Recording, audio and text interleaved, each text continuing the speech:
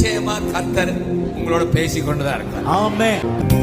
என்னுடைய ஆசை, இந்த ஊழியத்துல ஒருவர் கூட கடன்ல இருக்க கூடாது. I will bless you with prosperity. With prosperity. பொருளாதார ஆசீர்வாதத்தா.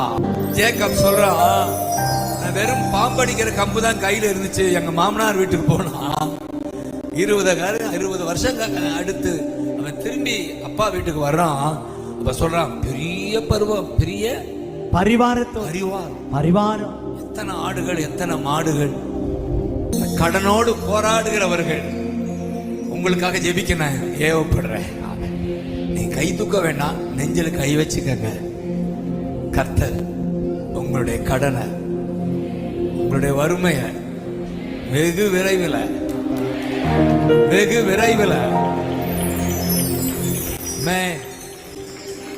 தேங்க்யூ அப்பா.